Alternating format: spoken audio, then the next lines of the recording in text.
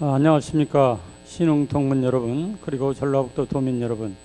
저는 오늘 신흥학교 개교 120주년 기념 교육 분야 심포지엄에서 좌장을 맡은 이태영입니다.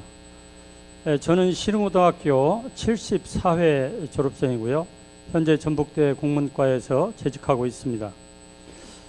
사실 저는 당시 3학년 때 담임 선생님의 권유와 지도로 제가 국어문학과에 입학해서 오늘에 이르고 있습니다.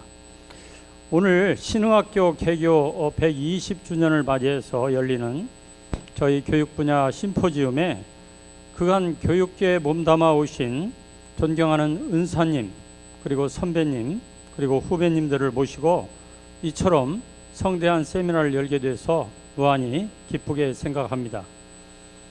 저희 신흥고등학교는 미국 남장로교 선교사분들이 1897년 7월에 전주에서 5분에게 세례를 주셨는데요, 그 중에 한 분이 김창국이라고 나중에 목사님이 되신 분입니다. 여러분 잘 아시는 김현승 시인의 아버님이신데요, 이 김창국 소년을 1900년 9월 9일에 레이놀드 선교사님의 사랑방에서 가르치기 시작한 것이 우리 신흥학교의 역사가 된 것입니다. 오늘날 2020년 현재까지 우리 신흥학교는 중학교가 17학급에 503명, 고등학교가 30학급에 865명입니다. 120년 전에 한 명으로 시작한 우리 신흥학교가 매년 1,400여 명의 학생들을 배출하고 있습니다. 역사적으로 볼 때도 우리 신흥학교의 이 터전은 1700년 전라감사 관찰사이셨던 김시걸 관찰사가 이곳에 전라가명의 학교인 희연당을 창건해서 오늘에 이루고 있습니다. 그간 우리 신흥학교는 역사적으로 볼 때 3.1운동이라든가 광주학생운동, 그리고 신사참배를 거부한 이런 그 사례, 그리고 5.18 광주 민주항쟁에 이르기까지 우리들이 거기에 동참하면서 우리 신흥학교의 기독정신을 세상에 널리 펼치는 그런 자세를 보여왔습니다. 하느님을 경외하고 세상의 빛과 소금이 되는 사람을 기른다는 건학 이념을 바탕으로 해서 진리탐구, 그리고 사랑의 실천, 정의 실현이라는 교육 이념을 실현하고 있습니다. 오늘 우리 교육 분야 심포지엄의 주제는 신앙교육에서 민족, 통일, 평화, 통섭 교육까지입니다. 이런 훌륭한 심포지엄을 마련해 주신 신흥학교에 진심으로 감사를 드립니다. 오늘 발표해 주시는 6분의 발표자 분들께 진심으로 감사의 말씀을 드리면서 먼저 발표자를 소개해 올리겠습니다. 저희 신흥학교에 재직하고 계셨고 전 연변대학 복지병원 이사장님을 역임하신 정옥동 선생님 나오셨습니다. 선생님 감사합니다. 이어서 저희 신흥고등학교에 재직하고 계셨고 전북 시니어 선교 회장님을 맡고 계신 전봉권 선생님 나오셨습니다. 감사합니다.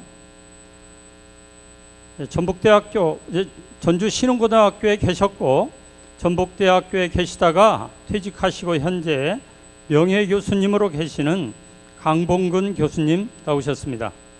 감사합니다.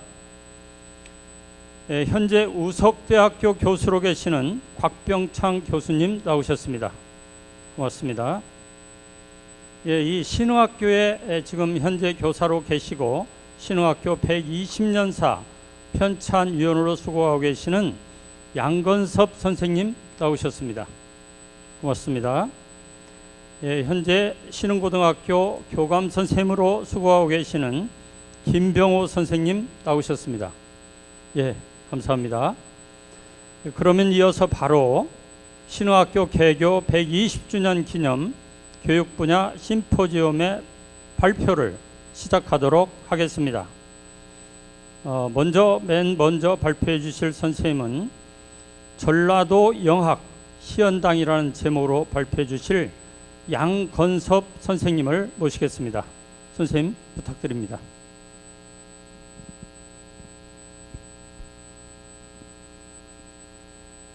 예, 안녕하십니까. 양건섭입니다.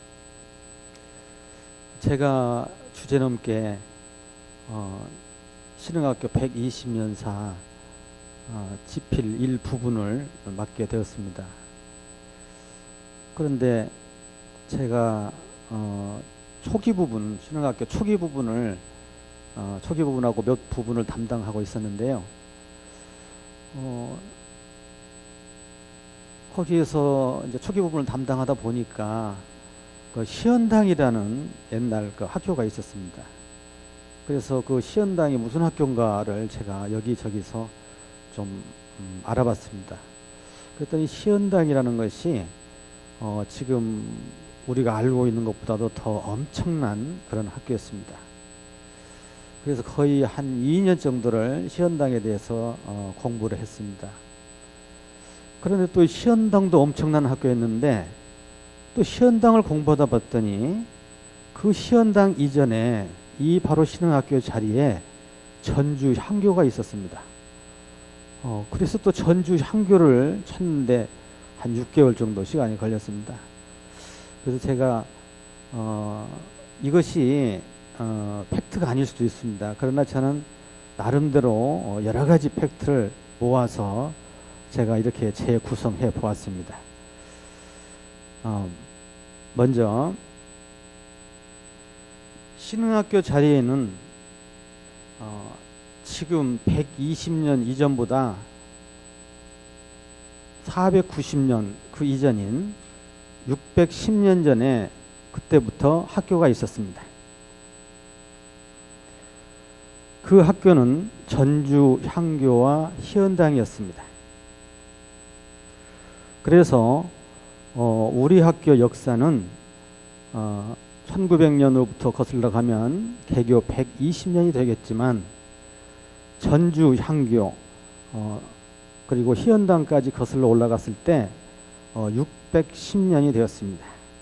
그러면 왜 우리 신흥학교는 건학이라는 것은 학교를 처음 세운 그 시기를 말합니다. 건학이 610년인가? 그것을 제가 말씀드리고자 합니다. 먼저 전주 향교에 대해서 말씀드리겠습니다. 전주 향교에 대한 기록은 거의 공통적으로 모든 기록이 이렇게 기록되어 있습니다. 지금 현재 교동에 있는 향교가 있는 동네는 다 교동 혹은 향교동이라고 그럽니다. 현재 향교가 있는 교동 이전에 또 우리 학교에 있었습니다. 그리고 우리 학교에 있기 전에 현재 경기전 바로 북쪽에 공민왕 때 향교가 있었습니다. 그런데 거기에서 향교생들이 공부하고 떠드는 소리가 시끄러우니까 경기전을 세우는데 태조 이성계의 어진을 모시기가 불편합니다. 옛날에는 사진이나 그 이름이 그 존재 자체와 동일시되던 시대에 있기 때문에 임금님 옆에서 떠든단 말이죠. 학생들이. 그래서 우리 신흥학교 쪽으로 옮깁니다. 그때가 태종 10년 1410년입니다. 모든 기록은 화산 전주 부성 서쪽 화산 황하대 아래라고 그럽니다. 그런데 기록에 따라서는 이 황하대 남쪽이다, 서쪽이다, 동쪽이다 그럽니다. 황하대라는 것은 지금 저희가 앉아 있는 뒤쪽에 산 태극산 화산을 말합니다. 화산 정상을 황하대라 그럽니다. 나중에 이제 그 이름이 황학대로 이렇게 좀 혼용되기도 합니다. 그래서 전주 향교에 대한 이치가 여러 가지 이설이 분분합니다. 그래서 제가 그 전주 향교가 왜 우리 학교에 있었는가를 찾아봤습니다. 그 다음 페이지. 첫 번째 증거는 신증 동국 여지승남에 보면 완산지 학교편이 있습니다. 거기에 보면 향교가 전주부 서쪽 오리에 있다고 나옵니다. 근데 그 오리를 옛날 기록을 보면 아주 들쭉날쭉합니다. 리 측정 단위가, 그리고 거리도 그렇습니다. 그런데 역시 그 신증 완산지 보면 그 대동지지라는 부분이 나옵니다. 거기서 보면 이제 전주의 경계에 대해서 말하고 있는데 전주의 경계는, 전주부의 경계는 동쪽이 오리고 서쪽이 오리라고 나옵니다. 동쪽은 바로 기리봉 동쪽입니다. 그리고 서쪽은 바로 화산 어느 쪽입니까? 화산 동쪽이 되겠죠. 옛날에 모든 경계는 물이나 산을 경계로 했습니다. 그러므로 이 화산 동쪽은 우리 학교밖에 없습니다. 그리고 또 우리 시연당 사적비라든가 많은 시연당에 대한 기록에서 우리 시연당이 향교 3화제 예터에 세워졌다, 그렇게 많은 기록들이 있습니다. 그리고 더 결정적인 것은 전주 향교지를 보면 향교지 509쪽이 있습니다. 509페이지에 보면 전주 향교의 연역을 소개해 놓은 부분이 있습니다. 거기에 보면 전주 향교가 옛날에 신흥학교 부지에 있었는데 지금 교동으로 옮겼다, 이렇게 말하고 있습니다. 그리고 지금 현재 전주 향교 홈페이지, 제가 아까도 확인했습니다. 한 100번 확인했습니다. 전주 향교 홈페이지에도 신흥학교 부지로 이전했다, 이렇게 나옵니다. 그런데 이제 여러 가지 또 이설이 있는데 이거 시간상 못하고요. 제가 그것은 120년사에 기록하겠습니다. 더 결정적인 증거는 그 다음입니다. 거기 보면 그 양몽열이라는 분이 계시는데 그분이 이 전주 서문 부근에서 출생하셔서 대대로 이렇게 사셨습니다. 그분이 1597년 선조 30년 때 문과에 급제해서 공조 정랑 벼슬까지 했습니다. 그런데 이분이 향교가 우리 신흥학교에서 지금 향교 쪽으로 옮겨오고 나서 24년 뒤에 향교 만화록이라는 그런 글을 남깁니다. 옛날 그 건물을 보면 기문들이 많이 있습니다, 벽에. 그런데 이분은 향교 만화록이만 쓴 것이 아니라 문묘, 대성전 상량문도 썼고요. 또 향교 명륜당기도 썼습니다. 향교에서 가장 큰 건물이 이 만화루하고 그 다음 대성전하고 명륜당입니다. 향교가 옮기니까 이 가장 큰 건물 3개의 기문을 다 씁니다. 그것은 왜 그러냐?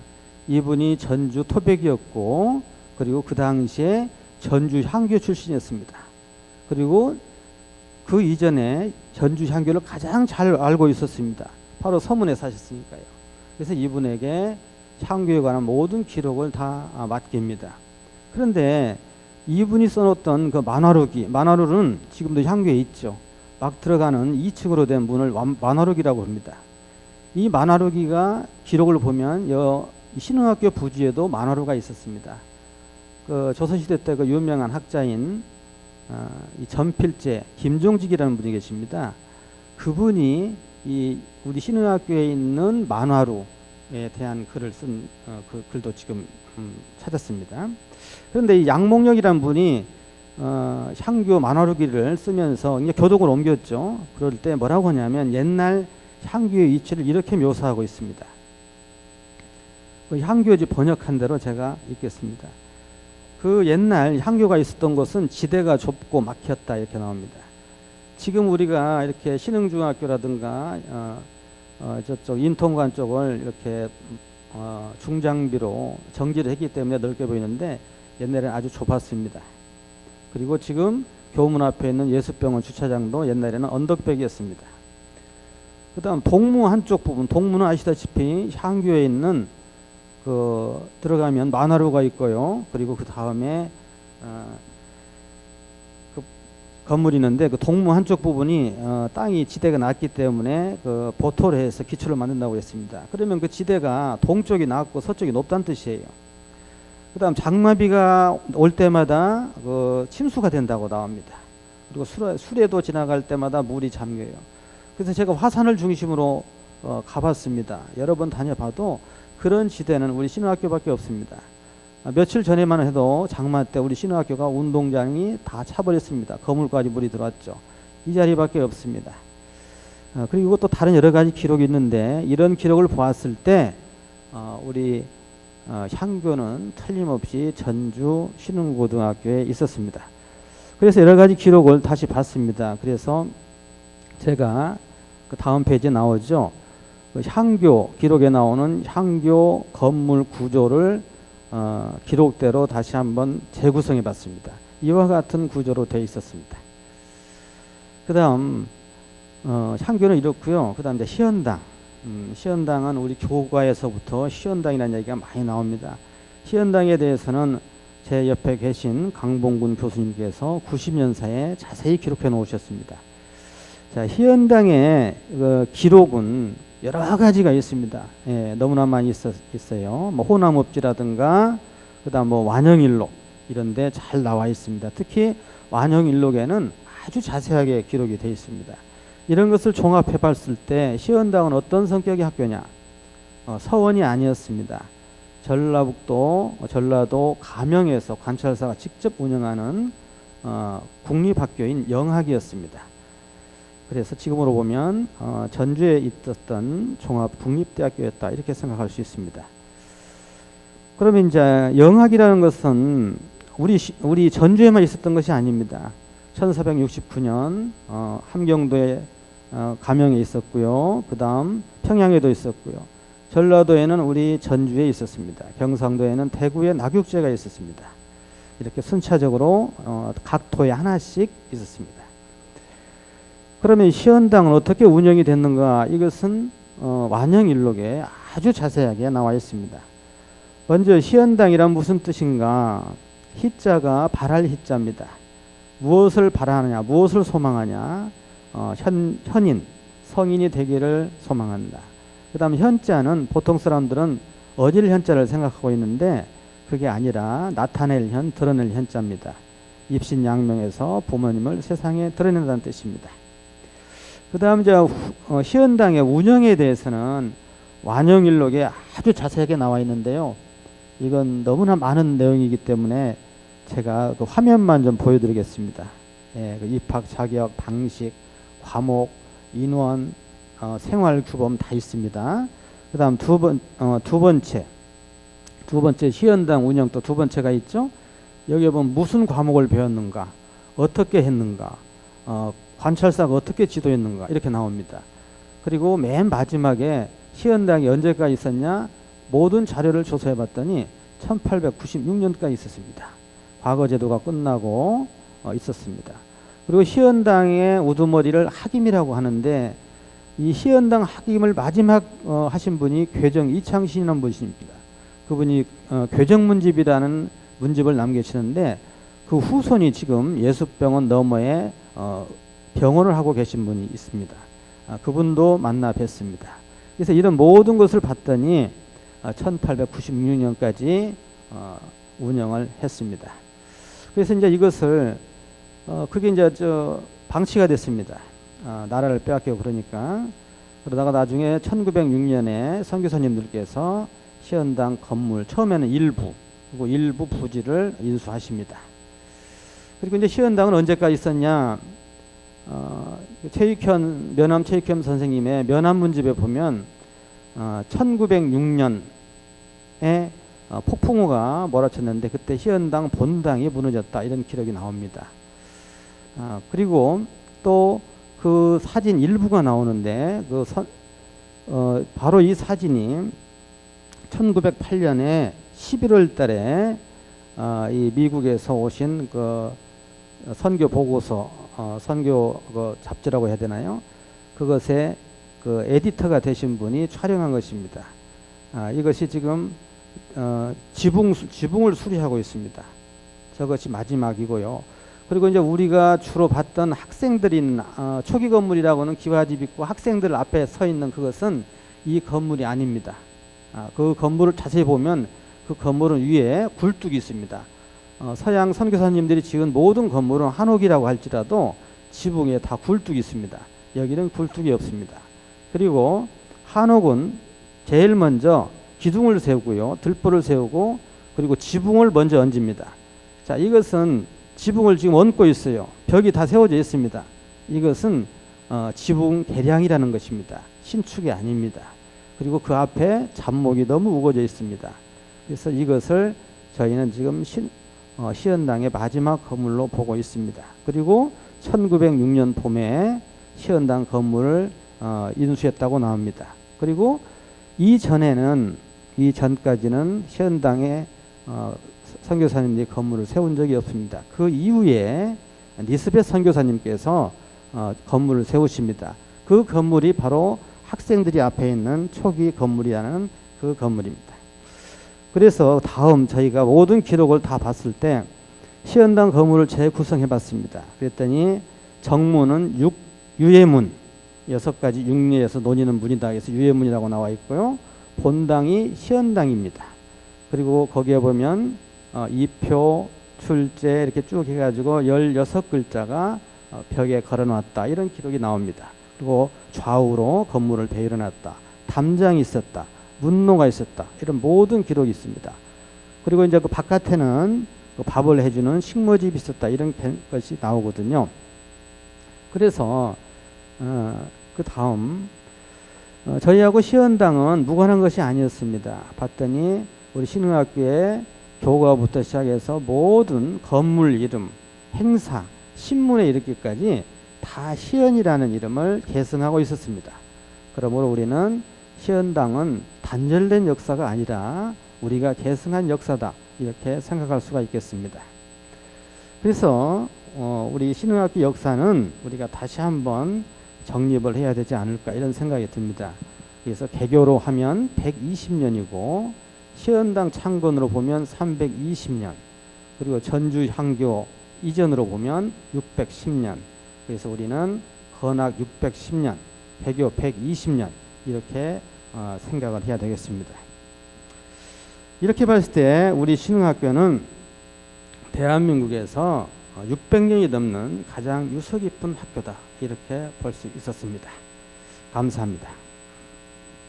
예, 양건섭 선생님께서 전주 신흥학교 터의 역사적 배경이 된 전주 향교 그리고 전라감행의 교육기관인 시연당과의 관련성을 통해서 저희 시연에 관련된 역사를 잘 말씀해 주셨습니다. 지금 우리 학교 교정에 시연당 사적비가 있고요, 또 시연당 중수 사적비가 있습니다. 우리 동문 여러분들께서도 시간을 내셔서 한번 자세히 보시고 우리 시연당의 역사를 한번 살펴보시기 바랍니다. 수고 많으셨습니다. 이어서 두 번째로 신사참배 거부와 민족교육이라는 제목으로 전북대학교 명예교수님이신 강봉근 교수님께서 발표해 주시겠습니다. 감사합니다. 안녕하십니까. 원래 제가 발표할 유인물에는 1920년대부터 폐교까지로 그렇게 준비를 했었습니다. 그러나 시간 관계상 1920년대 얘기는 생략을 하고 1930년 즉 지정학교와 그 다음에 폐교할 때까지 그 얘기를 말씀드리도록 하겠습니다. 1930년 9월 29일에 그동안 교정을 맡았던 에버솔 선교사가 사임을 하고 인톤 선교사가 제5대 교장으로 부임을 하여 1937년 폐교될 때까지 신문을 했습니다. 인톤 선교사는 선교사들 중에서 교육면에서 가장 탁월한 인물이었으며 지정학교 성격에도 많은 노력을 기울였습니다. 1931년에 인톤 교장이 쓴 글을 보면은 당시 신흥학교 고등과에는 8명의 정규 교사와 성경을 가르치는 목사가 1명 있었는데 이들은 신앙인으로서 그리고 총독부가 요구하는 자격 조건에서 모두 합당한 인물이라고 했습니다. 그리고 그해 사상 최대인 250명, 유인물에 750명이 되어 있는데 250명입니다. 250명의 학생이 고등과에 등록했는데 모든 학생이 기독청년회, 지금 YMCA죠. 기독청년회원으로 활발하게 활동을 하며 일요일 오후의 주일학교, 여름성경학교 등 교일에도 참여했다고 그렇게 이야기하고 있습니다.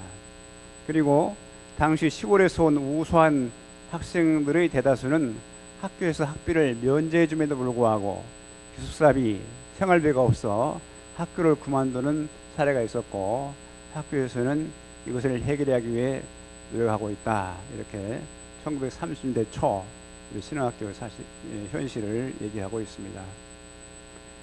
다음에는 지정학교 성격에 대해서 말씀드리겠습니다. 1923년에 조선 총독부는 소위 지정학교라는 제도를 발표합니다. 그것은 표면상 시설과 교원 등 여러 가지 면에서 부족한 사립학교들을 끌어올려 고등보통학교와 동등한 자격을 준다는 의미를 지니고 있었습니다. 그러나 한편으로는 시설이나 교사진, 교과 과정 등을 학무부에서 요구하는 기준에 맞출 수 없는 학교는 자연도태라는 불리한 결과를 초래하기도 하는 것입니다. 그래서 지정학교들은 선교사들에게 위기로 받아들여졌습니다. 1923년 연말에 선교회의 연례회의에서는 이 문제를 논의한 끝에 결국 전주의 신흥학교와 광주의 수피아여학교를 지정학교 성격의 대상 학교로 정하고 이후로는 두 학교에 대하여 집중적인 지원이 시작됩니다. 1927년에 시작해서 1928년 6월에 완공된 신흥학교 본관 리차드슨 홀의 건축은 지정학교 성격의 가장 큰 문제를 해결한 것이었습니다. 이 리차드슨 홀은 우리가 불탄 구본관인데요. 이 건물은 연건평이 475평의 3층 벽돌 건물입니다. 이 건물이 있기 전까지는 1909년에 건축된 2층짜리 60평 건물이었습니다. 60평 건물에서 신흥학교가 18년 동안 유지해 오다가 1927년 시작해서 18년 완공된 리차드슨 홀, 이 홀이 완공됐으니까 불과 한 8배 정도 학교가 커진 것이죠. 그래서 이 리차드슨 홀의 건축은 신흥학교 역사에서 가장 중요한 어떤 변곡점이 될 수 있는 그런 큰일입니다. 이렇게 건물을 완전히 지어놓고 그 다음에 1929년에 신흥학교 재학생 중 3학년부터 5년제 졸업장을 수여합니다. 그전에는 신흥학교는 4년제였습니다.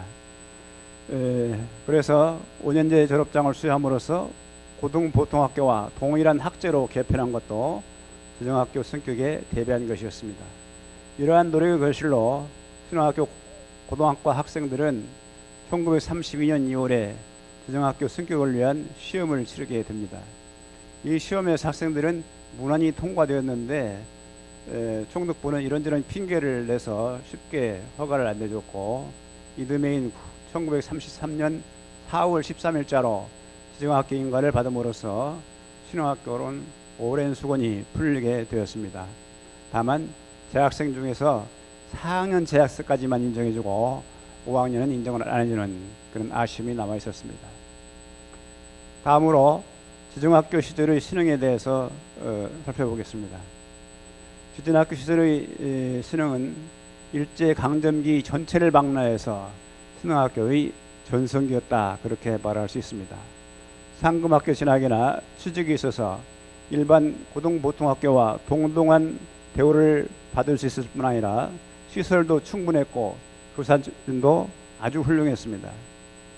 이 시기에는 불과 3회 후 졸업생을 내고 폐교됐지만은 3회에 걸친 총 졸업생 수는 94명이나 되어서 일제 강점기 고등과 전체 졸업생 182명의 반이 넘습니다. 지정학교 시절의 학생과 교사의 수를 도표로 만들어 봤는데요. 간략 요약하면은 고등과 교사들은 한 평균 13명 정도 됩니다.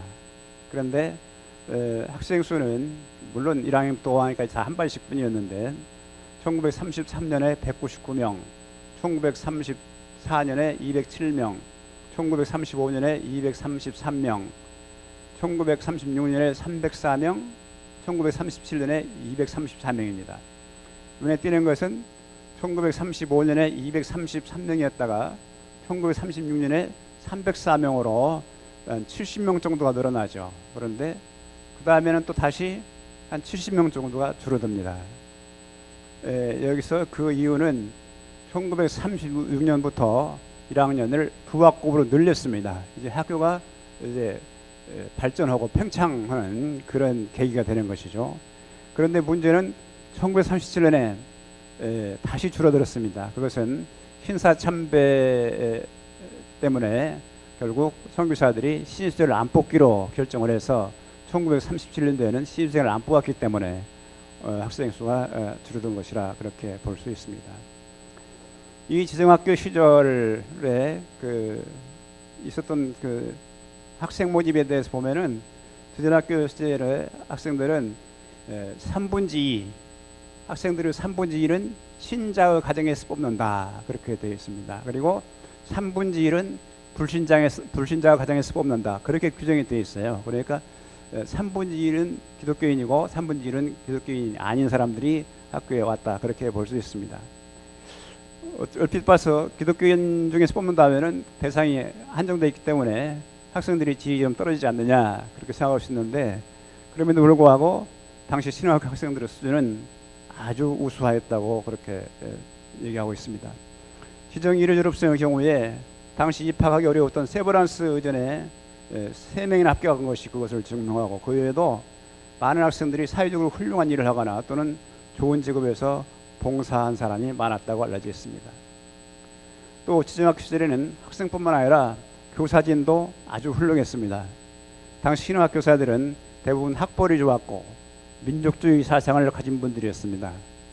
민족주의 사상을 가진 교사들은 공립학교를 원하지 않았는데 그것은 사립학교, 특히 신흥학교는 선교사들의 그늘 아래 신변 보호가 용이하고 자기가 원하는 교육을 할 수 있기 때문이었습니다.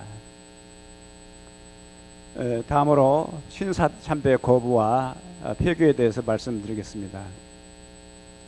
신사참배를 강요한 배경을 살펴보면은 신사참배란 일본 신화에 나오는 일본의 조상신이며 태양신인 아마테라스 오미가미를 주신으로 모시고 옆에 또 여러 신들을 같이 이렇게 안치해 놔서 그 신사 앞에 가서 경의를 표하는 것이 신사참배입니다. 신사참배는 모든 일본 국민들의 정상적이고 당연한 의무로 여겨지며 일본 정부는 학생들의 신사참배를 충성과 애국심의 훈련으로 생각을 했습니다. 그리고 이것은 한국과 같은 식민지 나라를 일본에 동화시키기 위하여 절대적으로 필요하다고 여겼습니다. 전쟁을 수행하기 위해서 한국민은 휴대안으로 이용할 필요성을 느낀 일본은 한국 사람들에게 한국인도 일본이라는 의식을 심어줘야 했고 그 한 방편으로 신사참배를 강요하게 된 것입니다. 신사참배 의식 자체는 간단합니다.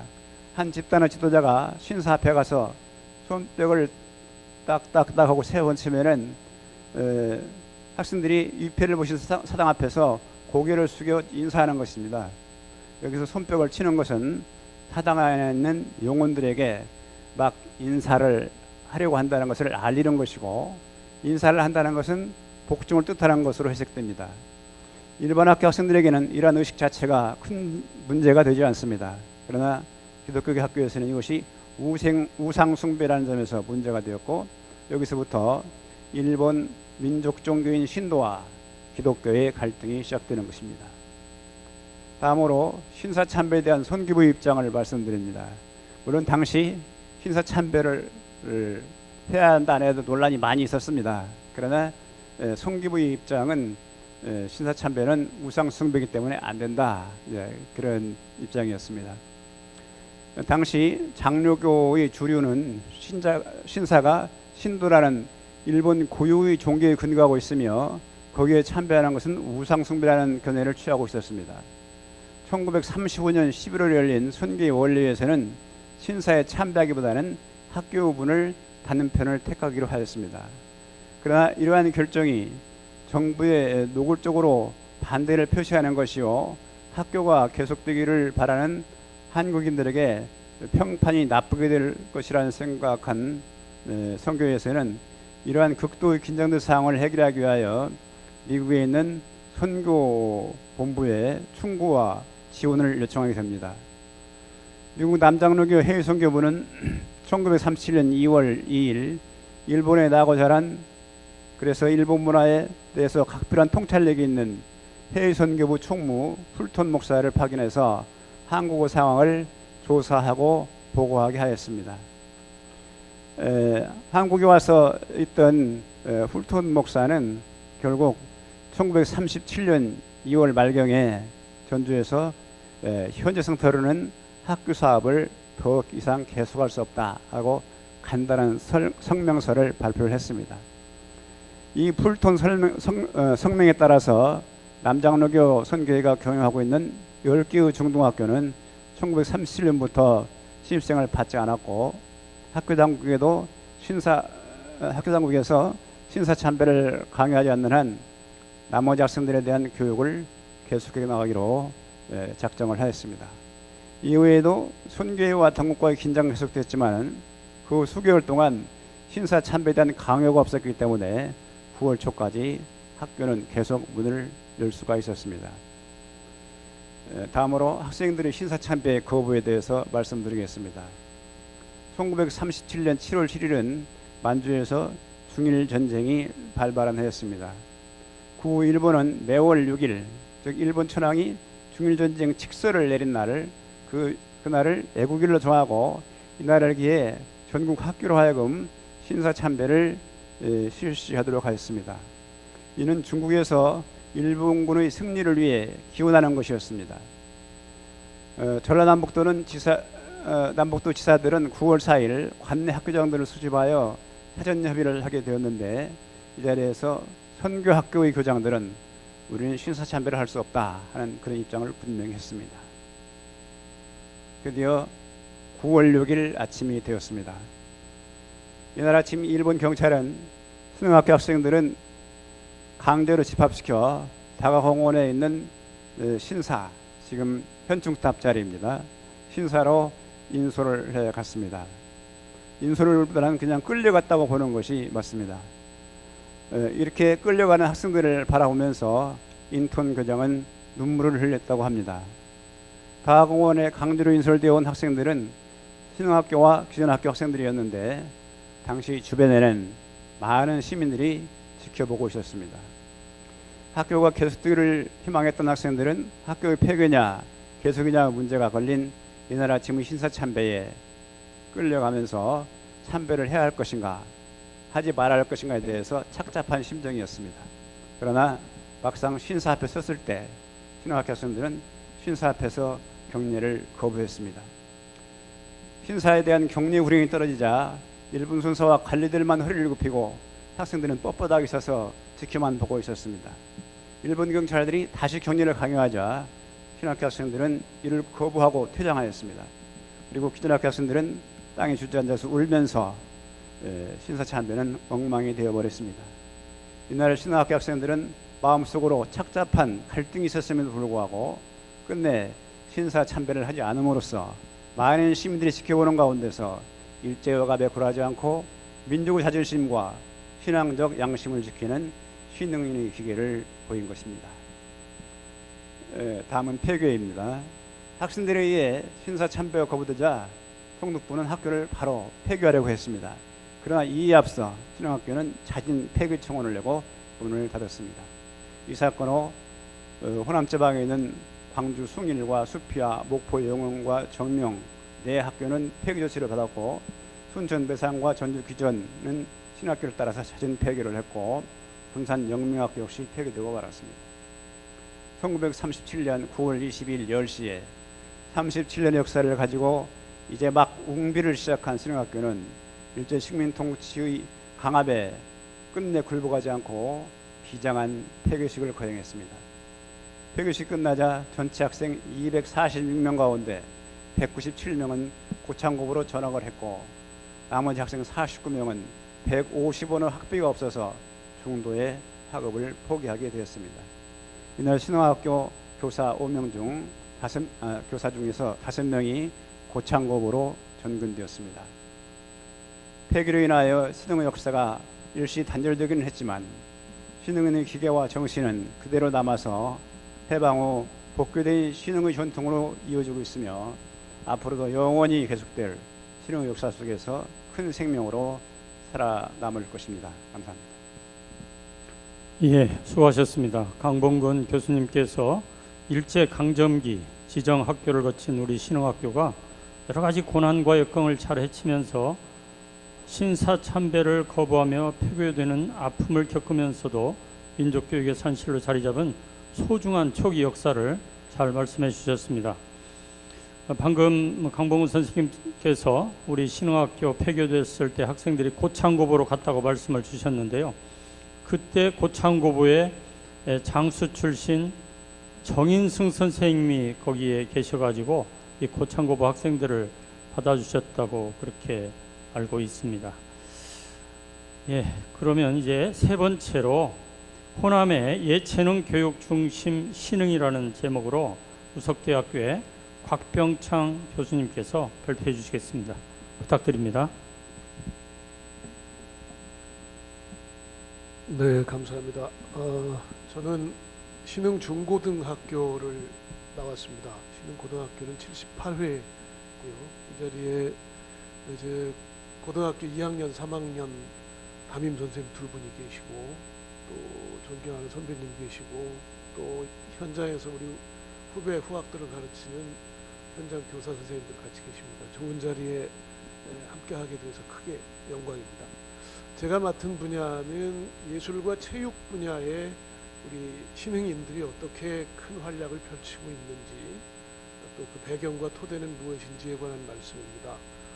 조금 송구스러운 말씀을 미리 드려야 될 것은 이 분야에 관한 자료 기록이 그다지 충실하지는 못한 것 같습니다. 아직은 동문회 차원에서도 노력을 많이 하고 있고 우리 이번 행사를 준비하면서 이미종 교장 선생님을 비롯해서 또 많은 분들이 노력을 하셨지만 아직 그 비어있는 부분이 많이 있습니다. 그래서 장르나 분야별로 균형도 잘 맞지 않고 또 어떤 부분은 많이 좀 누락되기도 하고 그런 것 같아서 이 자리를 빌어서 조금 송구하다는 말씀을 먼저 드리도록 하겠습니다.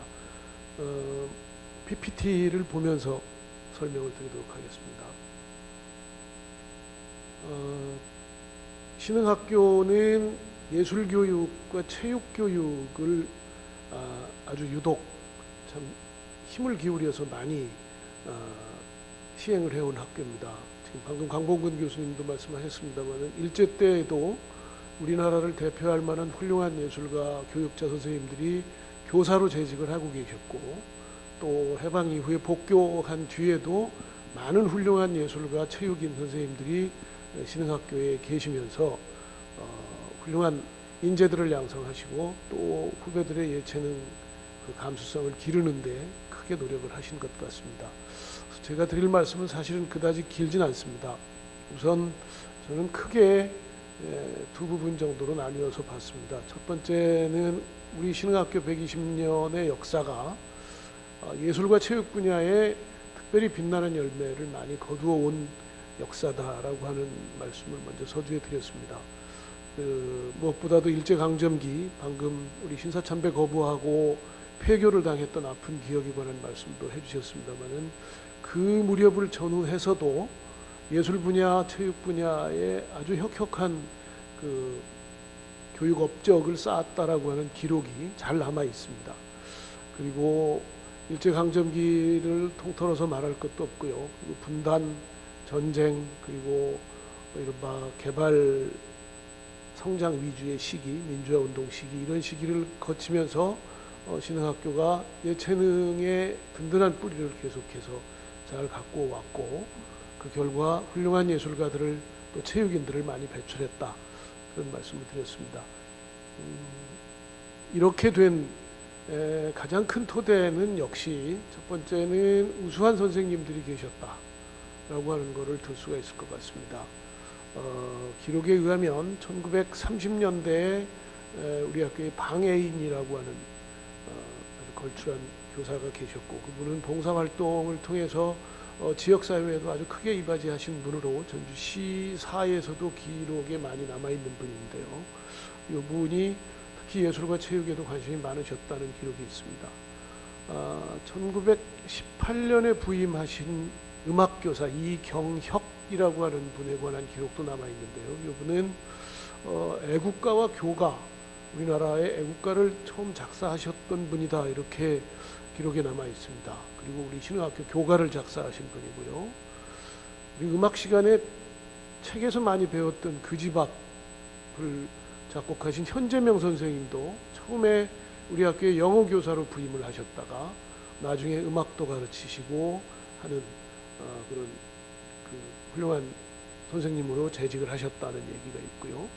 일제 때에 체육 분야에서 특별히 도드라진, 특히 축구 쪽에 우리 신흥학교 선배님들이 아주 두각을 나타내셨던 모양인데, 그때 축구를 지도하셨던 체육교사로 최남식 선생님이라고 하는 분의 이름이 남아 있습니다.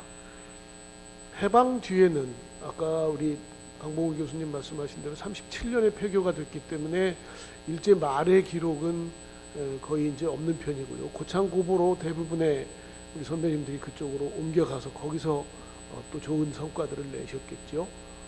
고창고는 그런 점에서 참 우리 신흥학교하고 인연이 깊다고 말할 수 있는데요. 제가 듣기에도 북오산, 남고창 이런 얘기를 옛날에 선생님들이 하셨던 기억이 납니다. 북쪽에 평양에 오산고등학교가 있다면 남쪽에 고창고등학교가 있다, 이렇게 얘기를 할 정도로 고창고등학교도 훌륭한 인재를 많이 배출한 학교인데, 그 학교에 우리 학교 출신의 전학생이 약 200여 명이 갔다라고 하는 기록이 있는 걸로 보면 참 남다른 인연이라고 생각할 수 있을 것 같습니다. 해방 뒤에는 아마 처음으로 밴드부를 조직하신 선생님이 계셨던 것 같고요. 조윤식 선생님, 그리고 합창단을 지도하셨다는 곽상수 선생님, 이런 분들의 기록이 있습니다. 그리고 그보다 뒤에 이제 60년대, 70년대, 80년대를 거치면서 특히 시인들이 거의 끊김이 없이 학교의 국어교사로 재직을 하셨던 것 같습니다. 그래서 이환영 선생님, 허소라 선생님, 정량 선생님, 이런 시인 국어 선생님들이 계셨고요. 그리고 또 음악 분야에도 나중에 전주교육대학에서 정년퇴직을 하신 걸로 알고 있는데, 이용규 선생님, 그리고 지금 서해대에 계시는 이용승 선생님, 지금 모교에 계시는 윤영문 선생님, 이런 분들이 음악의 맥을 쭉 이어왔다고 들었습니다. 제가 78년에 졸업을 했으니까 제 기억에도 그 당시에 서울대학교 음대에 몇 년째 우리 학교 출신의 합격생이 서울음대 성악과에 계속 뭐 적게는 한두 명, 많게는 한 해에 4명까지도 합격을 했다는 자랑을 했던 걸 제가 기억을 합니다. 그리고 그 당시에 졸업했던 우리 서울대 성악과 선배님들이 여기 와서 바로 이 자리에서 특송도 하고 학교 예배 볼 때 했던 기억이 지금도 생생합니다. 그래서 서울음대 성악과를 한 해도 빼놓지 않고 우리 신흥학교 출신들 선배님들이 차지를 했다는 기록이 있고요.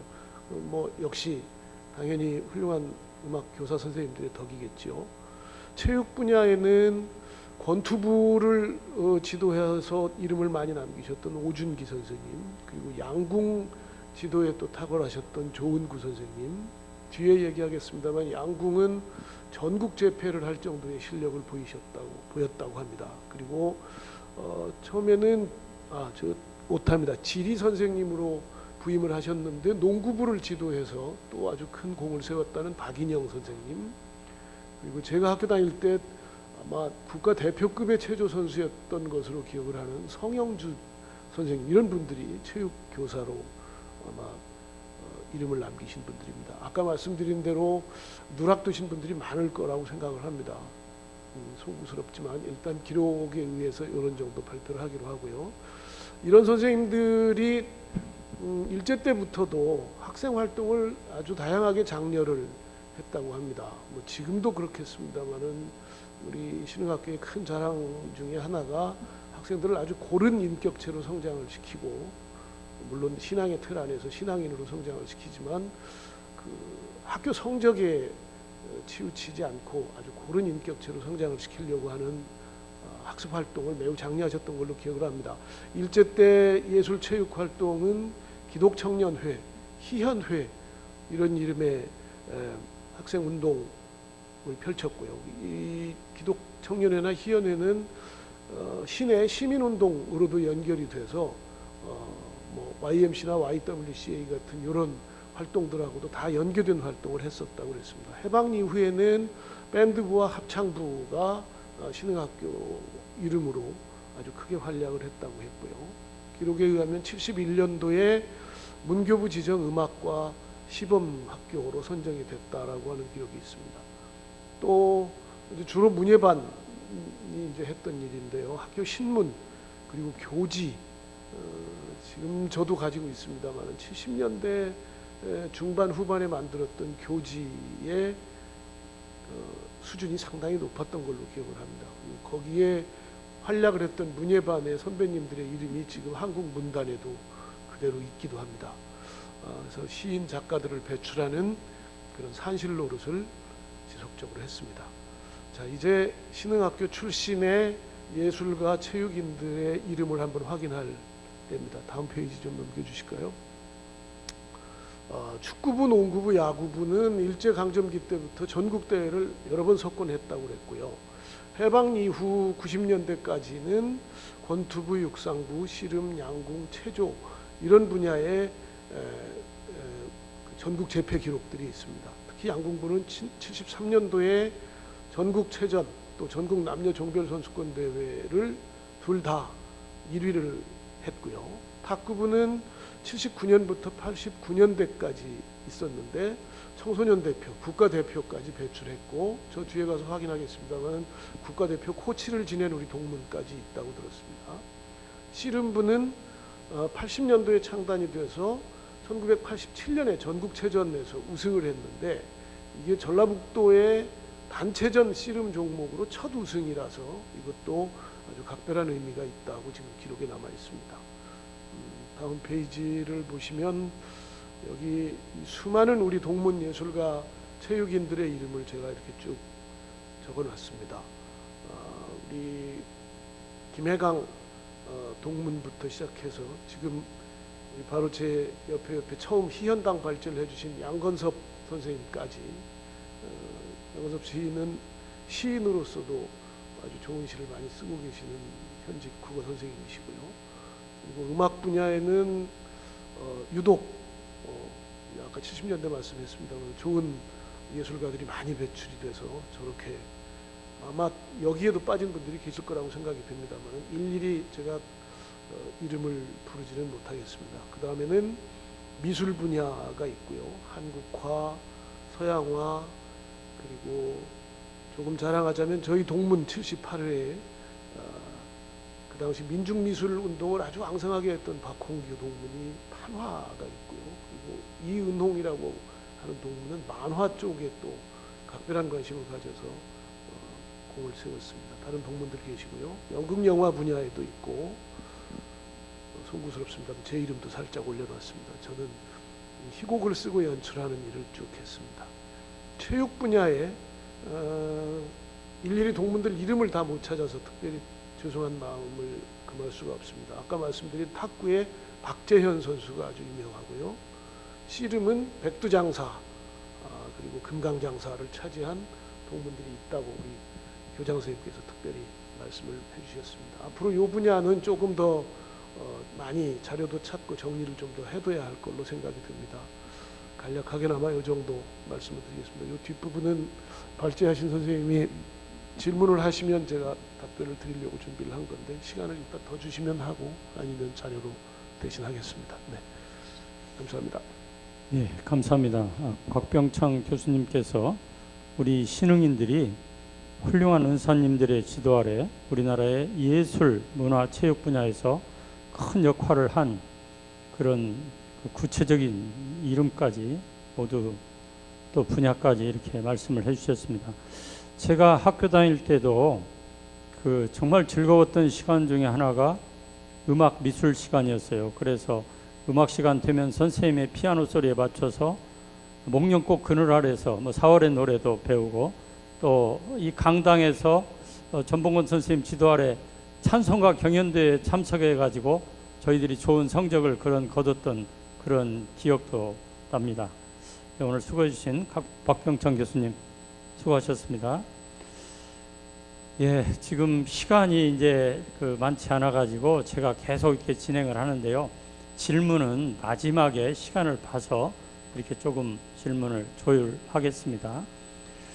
이제 정옥동 전 연변대학 복지병원 이사장님께서 복교와 1970년대까지의 우리 신흥학교의 교육에 대해서 발표를 해 주시겠습니다. 선생님 발표해 주시죠.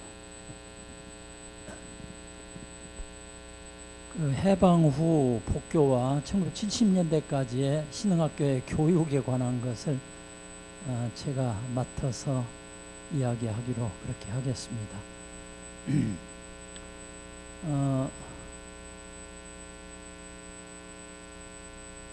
네. 처음에 열기 내용에서 현대교육 선두주자적인 역할을 우리 모교가 했다. 그리고 사반세기에 호남의 명문으로 신흥이 자리를 잡고 있었다. 그때 당시는 모두 초창기고 그러니까 결국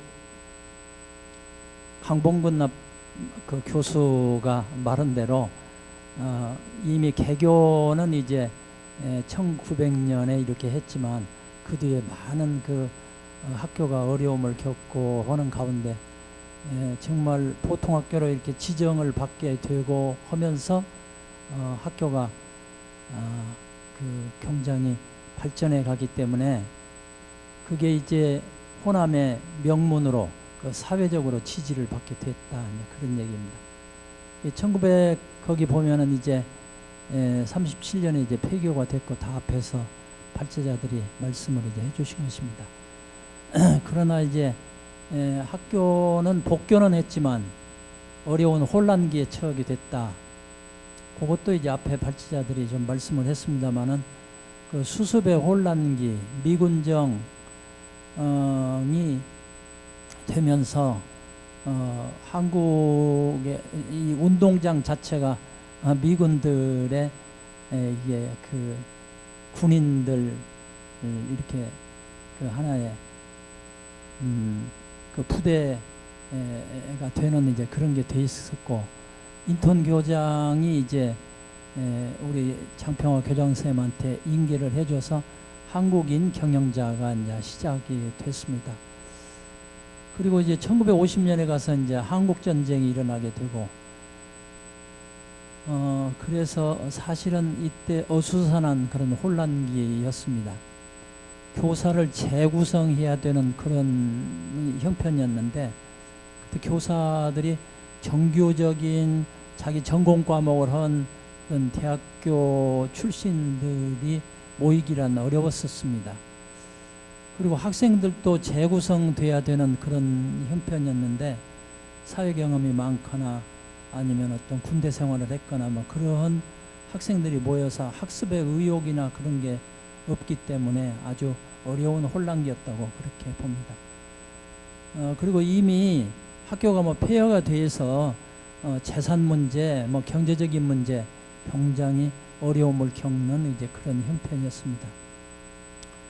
그러나 이제 학급 수가 이렇게 늘어나게 되면서 입학생 정원 미달 현상이 나타나게 됐었습니다. 정원 미달이 되다 보니까 전기에 미달이 되게 되면 후기에 한두 반을 이제 뽑아서 그렇게 정원을 채우는 그런 형편인데다가 학생의 학력은 굉장히 저하되어 있는 형편이었습니다. 그리고 이제 학교에서 생각하게 될 때는 아무래도 학교를 다시 이제 이렇게 복교가 됐으니까 학교가 너무 낙후되니까 이게 학교를 다시 이렇게 재건하려면 우수한 선생님을 모셔야 되겠다. 그래서 교사 공채를 하게 됐습니다. 그래 이제 그때 당시에 뭐 대학 나오고 취직하기가 어려운 시기였으니까 공채를 하다 보니까 합격한 분들이 대개 서울의 우수한 대학을 졸업한 분들이 거의 학교의 교사로 그때 이제 모시게 됐습니다. 근데 학생들의 경우는 앞에 말한 것 같이 너무 기초 학력이 떨어져서 학생과 교사 간에 역시 그 갈등으로 인해서 학교가 불안하게 됐습니다. 그래서 학교에서 이제 교장쌤, 장평화 교장쌤이 그 사회적인 여론도 있고 동문들의 여론도 있고 학교를 이대로 두어가지고는 안 되겠다. 그래서 학교를 다시 명문학교로 이렇게 일으키는 데는 좀 지도력이 있는 분이 와야 되겠다. 그래서 신흥학교 계시다가 바로 이웃 기전학교에 가 계셨던 양영옥 선생님을 고등학교 교감으로 하면서 중학교로 이제 중고등학교 교감으로 계셨던 이제 선생님을 중학교 교감으로 해서 중고를 분리시켰습니다. 그래서 오신 이제 양영옥 교감쌤이 그 학습 지도에 아주 그 열정을 가지고 와서 교사 관리를 하고 교육 관리를 하고 계셨습니다. 그러나 이미 있는 교사들은 상당히 그 학교 학생들에 대해서 실망하고 의욕이 상실되어 있는 그런 형편이기 때문에 교사와 학생 간의 갈등으로 인해서 양영옥 교감 선생님의 정말 그 노력에 함께 협력하지 못하고 그래서 갈등이 이제 심화되고 있었습니다.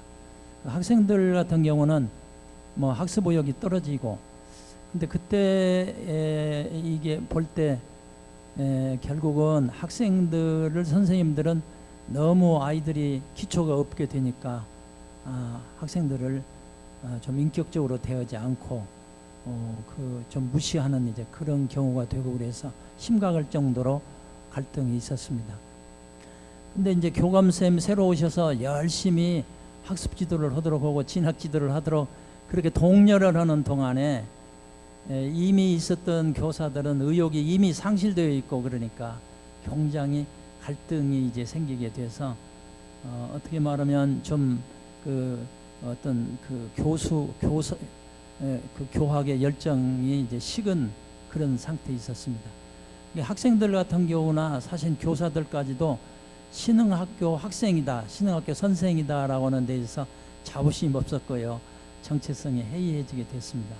이것은 학교 설립의 가장 기본적인 신앙 교육의 기초가 흔들릴 정도였습니다. 그래 이제 학교가 이대로 있어서는 안 되지 않느냐. 그래서 이제 학교 당국이 생각할 때는 학생 모집을 처음에 전기로 해서 장학생 50명씩 뽑아봤지만 그걸 80점 이상 된 사람만 이 장학금을 계속 준다 하다 보니까 고등학교 2학년, 3학년 가면 점점 줄어들어서 고3에는 뭐 한 대여성밖에 안 남는 그런 게 돼서 실효가 없었다. 그래서 후기로 우리가 완전히 돌려서 인정을 하고 후기로 뽑기로 하고 3년간 계속 30등 이내만 들면은 장학금을 주는 걸로 그렇게 바꿨습니다. 요건 조금은 이제 비하인드 스토리인데 이게 사실 여기서 이야기해도 되는지 모르겠어요. 근데 이걸 함께 염려하던 그때 그 교사들이 늘 학교 안에서 만나면 이 학교가 이대로 돼서 되겠냐. 우리가 생각할 때는 학교의 그 미래지향적인 그런 그 방향은 역시 그 교장 선생님의 뜻과 교감 선생님의 방침이 옳은데 어쩌면 선생님들이 거기에 호응하지 않고 학교는 계속 이렇게 맴돌고 있는 이런 형편인데 이래서는 안 되겠다. 한번 이 문제를 진지하게 우리 한번 논의를 해보자. 그래서 어느 이제 공휴일 날 6명이 내장산에 갔어요. 그래서 하루 종일 학교의 미래에 대한 이야기들을 서로 했습니다. 어떻게 그러면 학교를 우리가 좀 바로 세우도록 도울 수 있겠냐. 근데 그때 이야기 가운데 이걸 우리가 노골적으로 드러내게 만약에 활동을 하다가 한다면 기존에 있었던 선생님들, 더욱이 인류대학을 나온 훌륭한 이 선생님들의 마음을 상할 수 있으니까 자기 있는 자리에서 자기가 맡은 교과에서 우리가 정말로 교감 선생님의 그 뜻을 따르는 그런 일로 슬기롭게 우리가 한번 협정을 이제 해보자. 그리고 거기서 서로 다짐을 하고, 그리고 돌아와서 저희들이 이제 남은 기간 동안에 뭐 맡은 부서나 아니면 맡은 교과에 있어서 우리가 아주 슬기롭게 그렇게 노력을 했었습니다. 그러다 보니까 이제 학생 그 모집이 이게 문제가 됐습니다. 그 다음으로 넘기죠. 여기 보면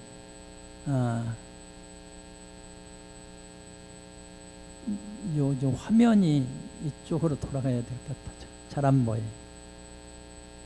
방향이. 화면.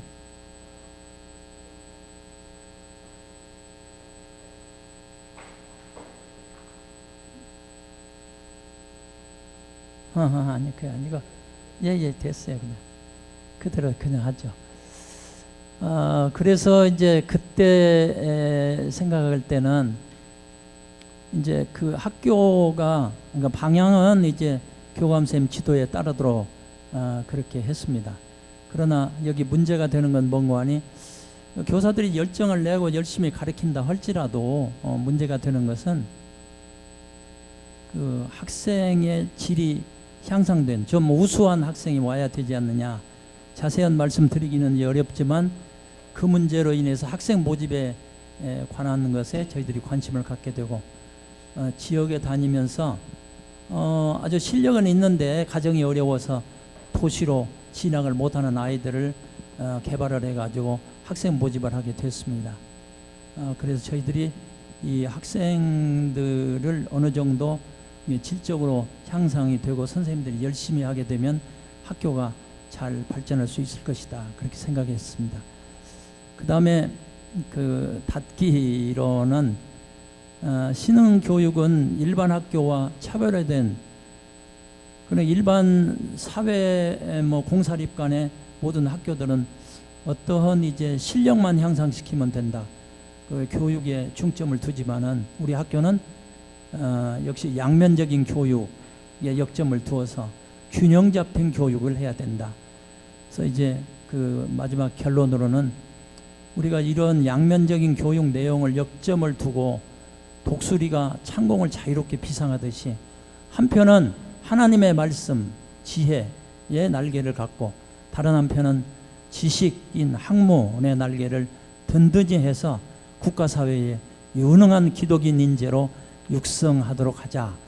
그래 정말 그 말씀대로, 잠언에 있는 말씀대로 여호와를 경외하는 것이 지혜의 근본이라 라는 이제 뜻을 가지고 저희들이 힘써야 되리라고 믿습니다. 감사합니다. 예, 감사합니다.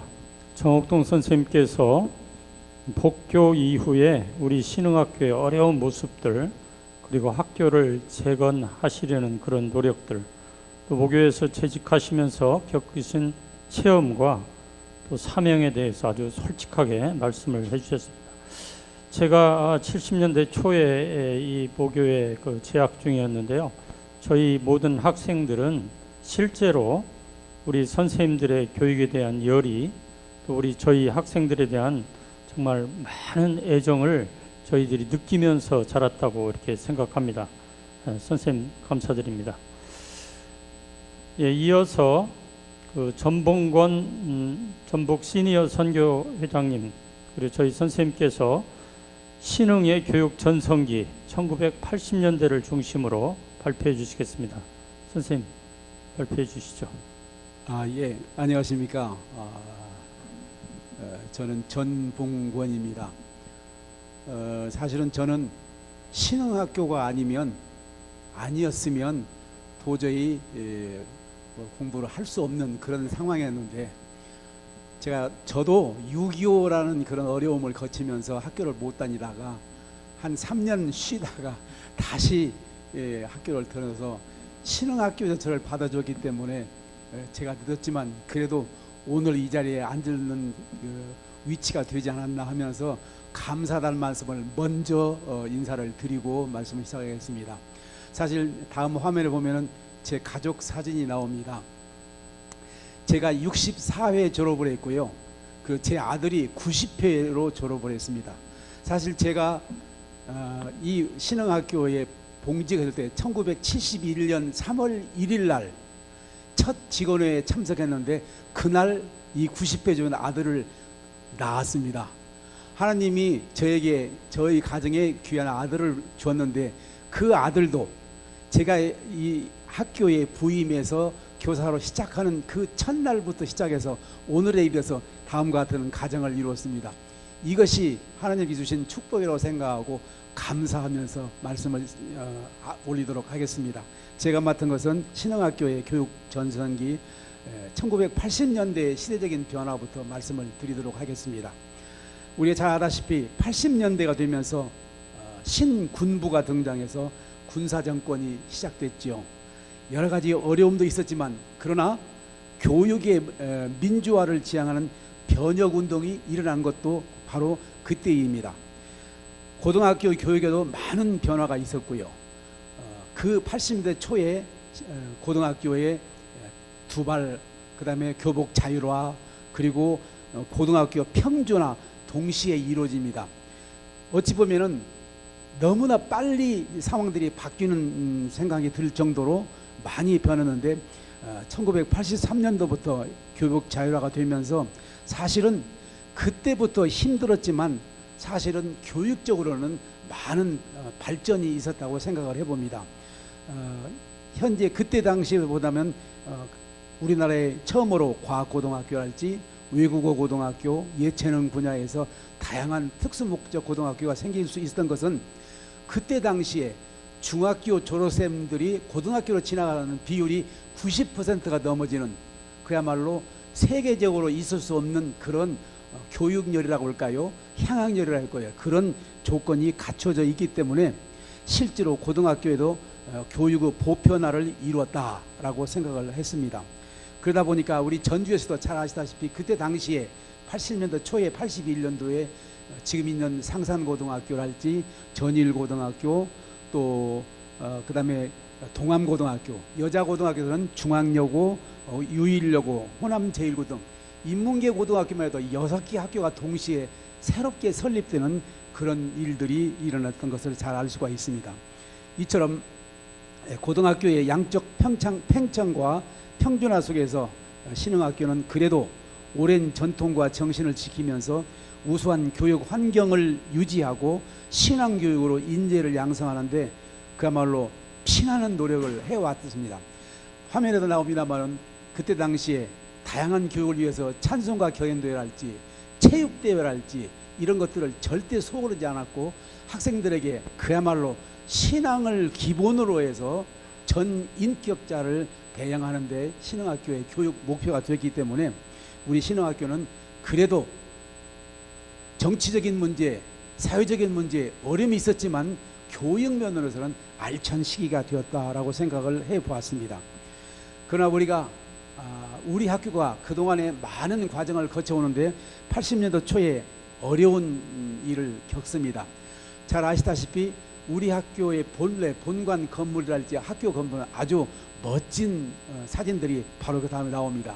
여러분들이 보시기에 그때 당시에 80년도 초까지 저런 좋은 건물, 이 지역에서는 찾아볼 수 없는 좋은 건물이었는데 82년도에 불행하게도 화재로 당해서 완전히 소실되고 맙니다. 그때 당시에 저 장면을 보는데 저도 학교에 출근하러 와가지고 저 상황을 보고서 얼마나 마음이 아팠던지 학생들, 교직원들 그냥 쫓아 들어가서 그 불구덩이에서 장부 하나라도 더 꺼내려고 뛰어다녔던 그 모습이 지금 눈에 선합니다. 저런 아픈 과정을 거치면서 우리 학교가 새롭게 변화되기 위해서는 새 건물이 필요하다. 그래서 그야말로 새로운 건물을 막기 위해서 여러 가지 노력한 끝에 아마 우리가 국유지 168평을 매입해서 지금 현재 있는 건물 자리에 지금 보시는 화면에 있는 사진처럼 신관 건물을 건축하게 됩니다. 1982년 11월 달에 연건평 1000평이 넘는 건물로 공사비도 4억 한 2천만 원 정도 들었다고 이렇게 얘기를 들었습니다.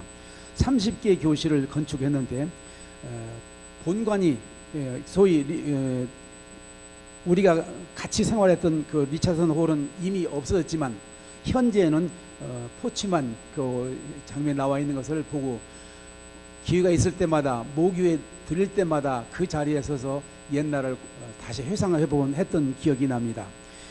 화재가 난 이 본관 건물이 신흥학교의 오랜 역사와 정신이 담겨 있다고 한다면 이 신관은 새로운 신흥의 새 역사를 담을 건물로 지어졌다고 말씀을 드릴 수가 있겠습니다. 그야말로 잘 아는 대로 80년대는 고등학교 수와 또 학생 수가 점점 늘어나는데 이 건물을 새로 짓기 위해서 노력한 결과 1987년도에는 시박급으로 편성이 되었고 부족한 교실을 보충하기 위해서 신관 동편에 다시 또 4층 건물을 지었고 또 1990년 8월 달에 오늘 보시는 바와 같이 멋진 학교 건물이 새로운 건물이 지어졌던 것을 잘 알 수가 있습니다. 이제 시대를 앞서가는 우리 신흥 교육에 대해서 말씀을 드리겠습니다. 평준화 이후에 학력과 생활 지도 면에서 두각을 나타낸 중학교, 특히 이 신흥 중학교가 전국 최초로 TV 교육 방송을 실시해 왔습니다. 아마 그때 당시에 다른 학교에서는 감히 꿈도 꾸지 못했던 일을 우리 신흥 중학교에서 먼저 시작을 했습니다. 교내에 방송실을 만들었고 각 교실에 텔레비전을 구비하여 여러 가지 학습 자료를 준비하여 방송한 것은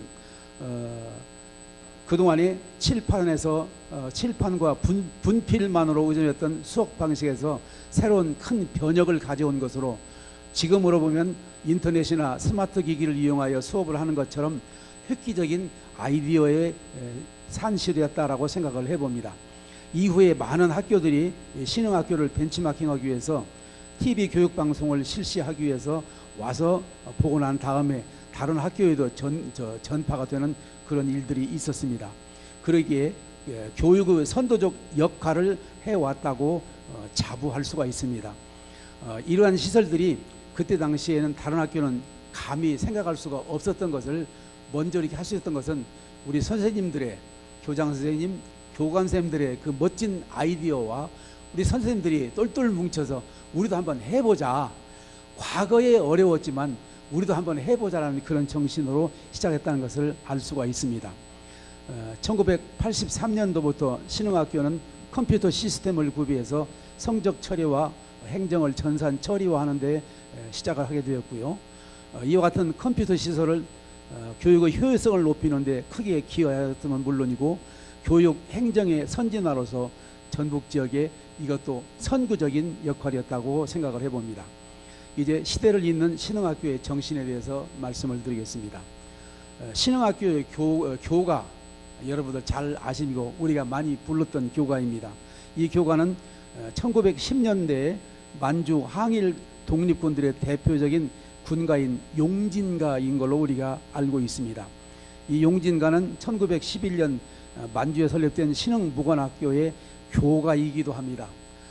우리가 잘 아는 대로 김대중 대통령이 처음으로 북한을 방문했을 때 평양 비행장에 내렸을 때 그때 이 용진가가 흘러나오니까 그때 이 신흥학교 이 모교에서 전교생들이 화면을 보고 있다가 일부 학생들은 일부 책상에 엎드려 졸고 있다가 이 교가가 나오니까 다 같이 일어서서 같이 손을 흔들면서 교가를 불렀다는 그런 이야기를 들은 바가 있습니다. 이 신흥학교의 그런 정신이 사실은 그 뒤에 계속 저항 정신으로 80년대에는 뭔가 조국을 위해서 민족을 위해서 선진화를 위해서 민주화를 위해서 활동했던 그런 모습입니다. 여기 화면 사진을 아마 보시면 알 겁니다. 이 내용에 대해서 아마 다른 파트에서 얘기가 나온 줄 압니다만 저 때 당시에 저도 30대 후반 한참 젊을 때인데 학생들과 맨 앞에서 스크램을 짜고 나가는데 교문 밖으로 나가게 되면 큰 문제가 생기니까 어떻게든지 그걸 막아야 할 상황이었는데 맨 앞자리에 스크램 짜고 가면서 저희들이 발로 차고 밀고 오면서 운동장으로 밀어붙였던 그 기억이 지금도 눈에 선합니다.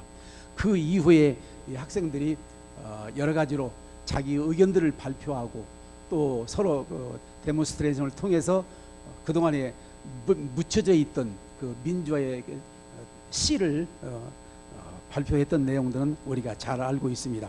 어찌 보면 굴곡진 한국 현대 근대사의 고비마다 신흥학교는 새벽을 여는 일에 앞장섰던 것으로 생각을 해봅니다. 이제 마무리하겠습니다. 신흥학교가 시대를 앞서가는 개척자적인 자세로 교육을 지향해온 그것은 바로 미국 선교사들의 아름다운 선택으로 어찌 보면 낙후되었던 가장 어려웠던 이 호남 지역에서 하나님 사랑으로 몸바쳐 헌신했던 내리 사랑을 이어받은 것으로 생각할 수밖에 없다고 봅니다.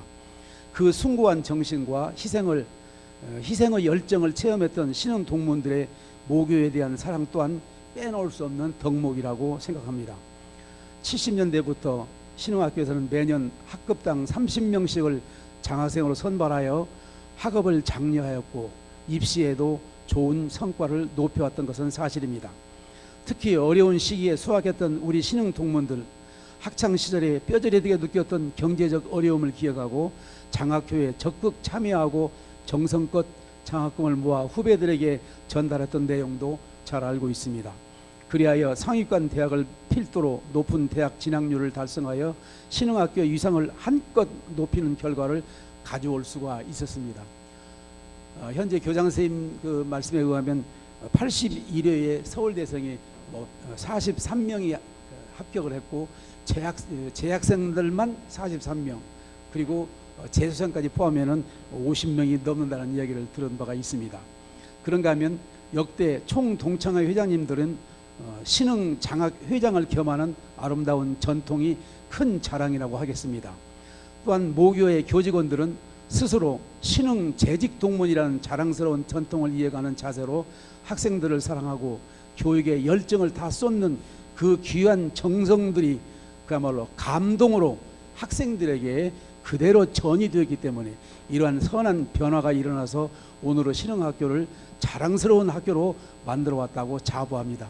그런 의미에서 저는 현재 봉직하고 있는 모교 교사들에게 졸업생으로서 모교에 은사란 말을 붙이면서 치하의 말씀을 드립니다. 오늘 이 자리에 모인 우리들은 120년 신흥의 역사와 전통의 주인공들입니다.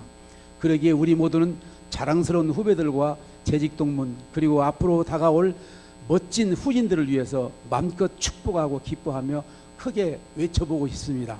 신흥이여 신흥하라. 이상입니다. 감사합니다. 예, 감사합니다. 전봉건 선생님께서 신흥학교가 비약적으로 발전한 1980년대 교육 전성기를 거치면서 이루어진 우리 신흥학교의 신앙교육 그리고 인재 양성, 학교 발전에 대해서 아주 자세하게 그리고 자랑스럽게 말씀해 주셨습니다. 제가 전북대학교에 다니고 있을 때요, 제가 동문 회장을 맡았었는데 한 해 들어오는 후배들이 막 200명이 넘고 이래가지고 제가 맡았을 때가 1200명 정도의 동문들이 있었습니다. 그래서 가장 큰 그 동문회를 가지고 있었는데요. 그때 그 노력해 주셨던 선생님들 정말 감사드립니다. 예, 그러면 이제 여러분들 좀 많이 기다리셨는데요. 이제 마지막으로 발표해 주실 선생님 소개하겠습니다.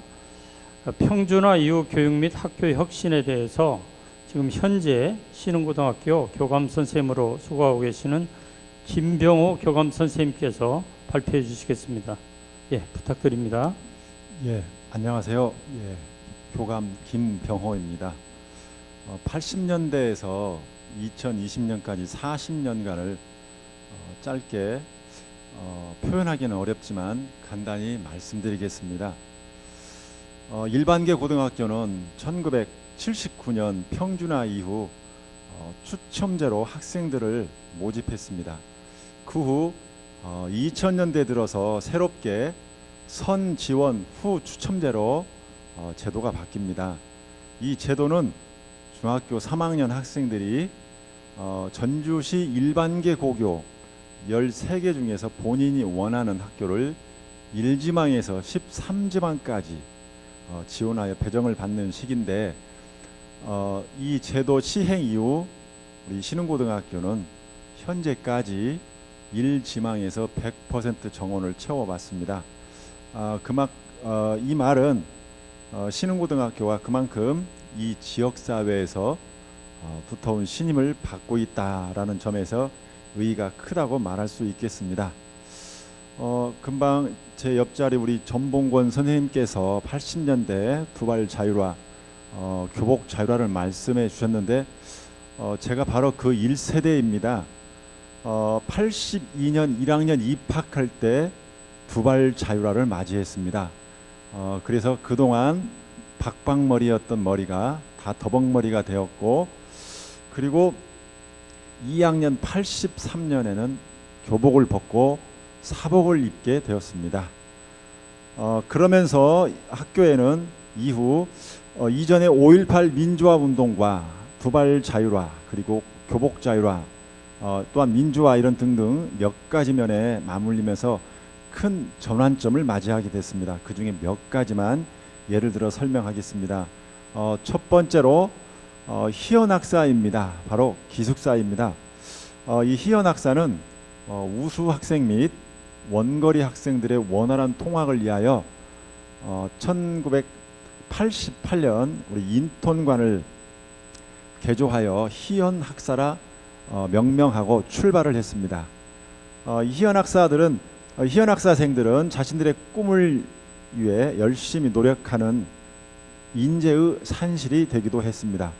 당시의 그 학사 생활 목표로는 하면 된다, 정신통일, 인화단결이었으며, 실제로 이 결실은 1994년 20여 명이 서울대에 진학하는 성과를 이루기도 했습니다. 이는 1981년 이후 현재까지 최고의 성적이었습니다. 현재는 개교 100주년 기념하여 세운 100주년 기념관으로 자리를 옮겨 희연학사의 맥을 이어가고 있습니다. 우리 학사생들은 매년 자매 학교인 중국이나 일본을 방문하여 견문을 넓히고 또한 꿈을 갖게 하고 있으며, 그리고 매년 서울대를 탐방하여 재직 중인 우리 동문 교수와 교수님과 재학생들의 환대를 받으면서 자연스럽게 멘토 멘티 관계를 형성해 오고 있습니다. 그 뒤에 이어서 학생의 활동에 대해서 잠시 말씀드리겠습니다. 우리 곽병창 교수님께서 언급하셨듯이 우리 신흥고등학교는 예술 분야에서 또 문예 분야에서 탁월한 실력을 발휘했습니다. 특별한 것은 1988년 우리 신흥고 학생회가 전국에서 최초로 학생회장을 직접 뽑는 직선제를 부활했다는 점입니다. 이들은 임기 동안의 예산을 직접 결정하고 학생회 편집을 조직하고 신흥학보를 발간하며 서클 활동을 그 허가제에 의한 자율화, 기타 체육 성금 그런 조절 등을 결의하였으며, 현재 학생회는 세월호 추모 행사, 5.27 기념 행사, 희연 축제, 스승의 날 기념 행사, 추수감사절, 성탄절 행사 등등 다양한 행사를 우리 학생회에서 직접 주관하여 많은 학생들의 참여와 호평 속에 성실하게 임무를 수행하고 있습니다. 작년 32회 다온 학생회는 자신들이 직접 꾸민 학생 회의실을 만들었는데, 이 회의실은 전주의 다른 모든 학생 회의실의 모범이 되어서 이 분야의 선구적인 역할을 하고 있으며, 특히 도교육청 초청으로 다른 학교 학생 회장들에게 그 회의실을 꾸민 과정을 설명해 주는 시간을 갖기도 했습니다. 올해 33회 학생회는 100야가 바통을 이어받아 학생 자치의 실현을 위해 열심히 노력하고 있습니다. 그리고 특별활동을 이어서 살펴보도록 하겠습니다. 80년대 당시에는 특별활동, 특활 그렇게 줄여서 말했는데요. 지금은 동아리 활동이라는 용어가 더 많이 쓰이고 있습니다. 80년대 당시에 26개 정도의 특활이 있었는데요. 당시 눈에 띄는 부사가 반공시가반이었습니다. 아마 이는 당시 군부대 독재 시절에 반공이 국시였던 때를 반증하는 특활이 아니었나 생각됩니다. 2020년 현재 신흥학교의 동아리는 56개의 정규 동아리가 운영하고 있으며 36개의 자율 동아리가 운영되고 있습니다. 학생들의 적성과 흥미를 반영하고 자신들의 뜻에 맞는 다양한 동아리 및 자율 동아리를 운영하고 있기 때문에 자율 동아리는 해마다 탄생하기도 하고 또 때로는 소멸하기도 합니다. 특히 기억할 만한 것은 작년 우리 신흥고의 밴드인 마제스틱 밴드가 JTV 생생락 페스티벌에서 1등을 차지하기도 했습니다. 우리 신흥고등학교는 개교 120주년을 맞아요. 학교 혁신과 함께 혁신학교로서 2012년 출발을 했습니다. 이전에 획일화된 교사의 가르침을 따르는 입시 위주의 주입식 교육에서 벗어나 학생의 적합성이나 자질과 능력을 중시한 수업 방식으로 변화를 꾀하였습니다. 그리하여 무너진 공교육을 바로잡고 교육의 본질이 무엇인가를 다시 한번 생각하는 계기가 되었을 뿐만 아니라 교육 철학 역시 획일적인 프로그램에서 학생들의 주도적이고 창의적인 자발적 학습 능력을 배양하기 위한 바람직하고 이상적인 학교로 변화를 주도했습니다. 즉 학생과 교사의 위치가 수직 관계가 아닌 동등한 인간적 관계로 보았고 학생들 간에도 과도한 경쟁을 지향해 왔습니다.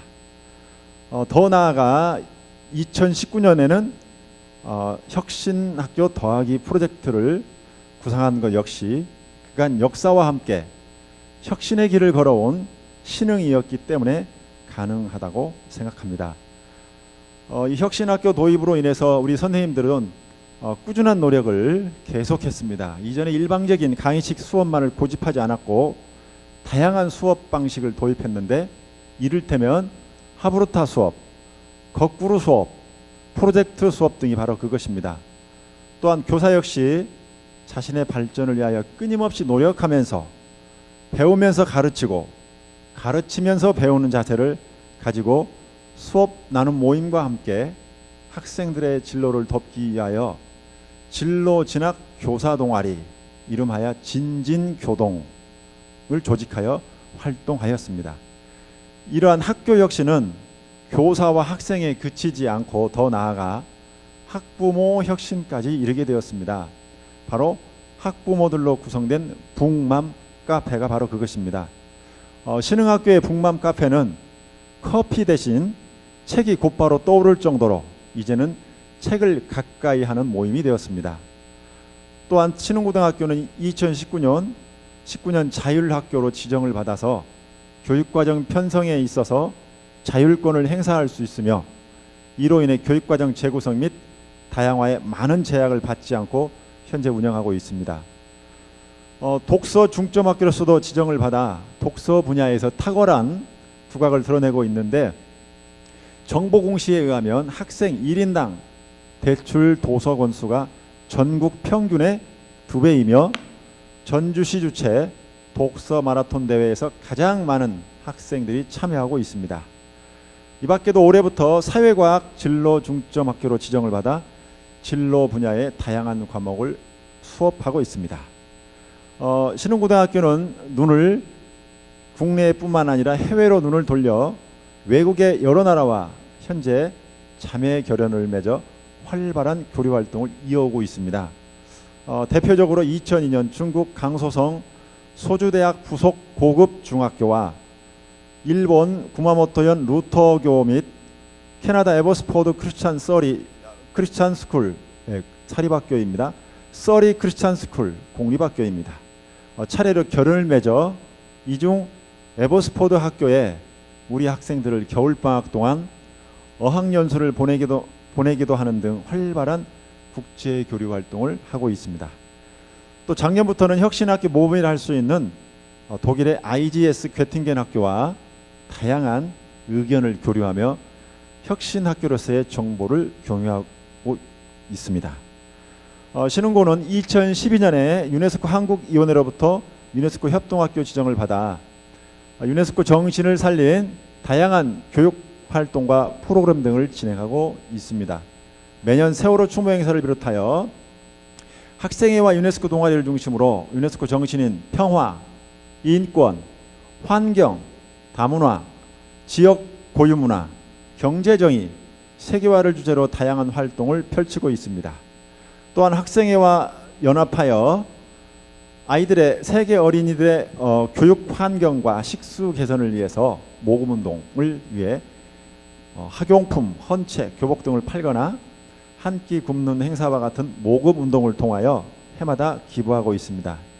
이는 신흥의 교훈인 지인용 중 인의 어질물 실천하는 것이라고 볼 수 있다고 하겠습니다.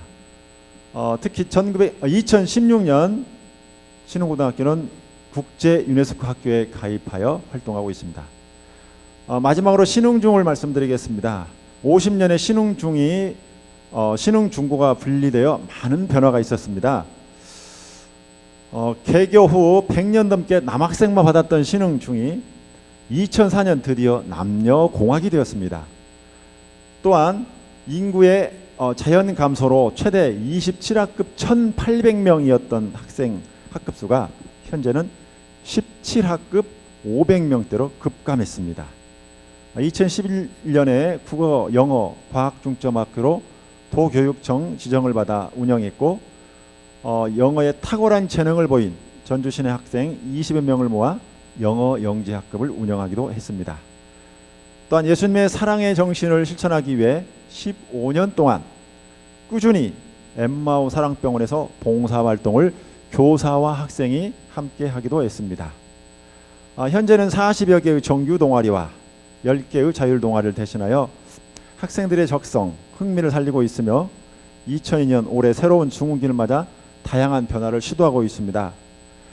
마지막으로 우리 신흥고등학교는 이제 미국의 선교사들을 비롯하여 우리 신흥학교가 미국의 선교사들을 비롯하여 이 지역민들로부터 한없는 사랑의 빚을 졌다고 볼 수 있습니다.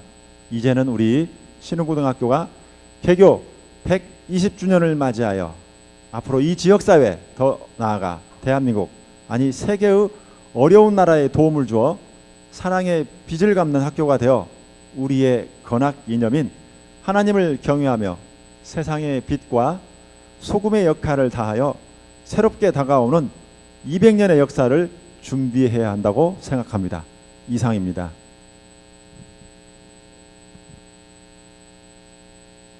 감사합니다. 우리 김병호 교감 선생님께서 1980년대 이후 2020년까지 최근의 신흥학교의 발전상을 잘 요약해서 말씀해 주셨는데요. 정말 날로 변하고 발전하는 우리 신흥학교의 모습을 보니까 가슴이 뿌듯합니다. 신앙과 교육이 잘 조화되면서 발전하는 우리 신흥학교가 되기를 진심으로 바랍니다. 지금 저희가 원래 그 발표를 하면서 토론을 하려고 했는데요. 지금 또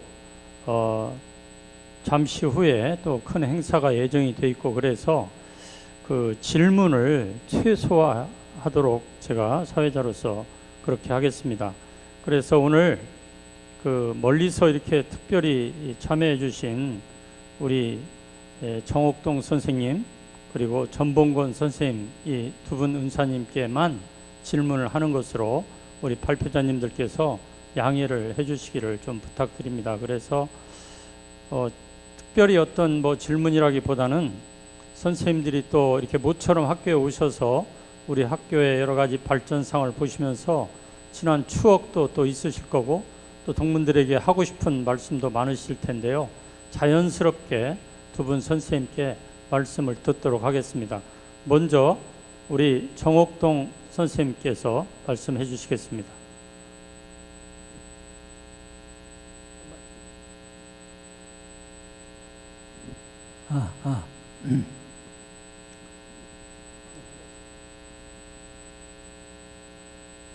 예, 오늘 교육 부분에 대한 이 발제를 해주신 내용을 들을 때 학교가 계속 이 뭐 꿈틀거리고 있다고 할까요? 아주 살아서 아주 이렇게 움직이고 있는 그 학교의 발전상을 직접 체험할 수 있는 좋은 기회였다고 생각하고요. 학교의 발전에 대해서 참 축하를 드립니다. 네, 하나 이제 마지막 우리 고등학교 교감쌤 이제 발표한 것 가운데 저희들은 학교를 떠나고 오래 있다 보니까 학교에 대한 그런 근황 같은 걸 잘 몰라요. 근데 이게 이제 그 혁신학교로 이렇게 바뀌어지게 되면서 여러 가지 그 학교의 다양한 발전 모습을 저희들이 듣게 돼서 아주 매우 참 흐뭇한 생각을 하게 됩니다.